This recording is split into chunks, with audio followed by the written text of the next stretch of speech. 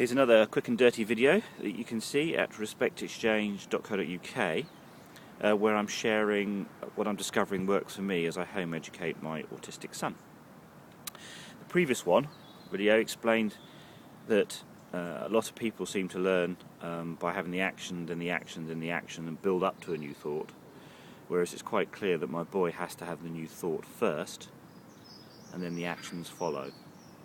Yep, so my boy learns by his actions follow his thoughts, which means he cannot process an action and an action without the thought. And now what I'm trying to do here is video, I've just repeated it. I'm just going to explain here what I think to be the main benefits of thinking this way. So, first of all, most people, or certainly in a lot of schools I've been experienced anyway, do this action, new thought process.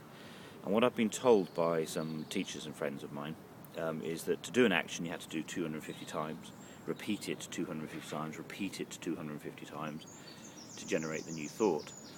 They also tell me what can happen is if that thought stops working for you and you need a new thought, going backwards can take 2,500 times to replace that action, 2,500 times to replace that action, and 2,500 times to replace that action. And that's the only way they can learn something new. Okay? So, where this one is quite easy to assemble existing knowledge already learned, it's actually very hard, time-consuming to unlearn stuff. Okay? Which might not matter when you're a kid, but it does when I believe it does when you become an adult.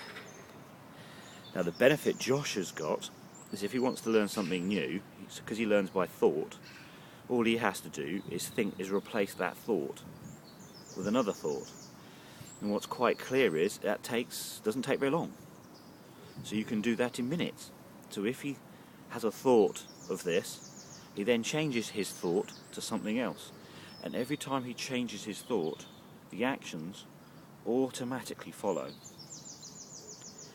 So while it can be a challenge to work out how to create the new thought and to manage thoughts, once he can manage thoughts, once I've taught him how to manage thoughts, his basically speed of learning is rapid. If something doesn't work for him, a thought doesn't work for him, becomes a negative thought, I'm teaching him to replace the negative thought with a positive thought and then just go with the flow and different actions follow.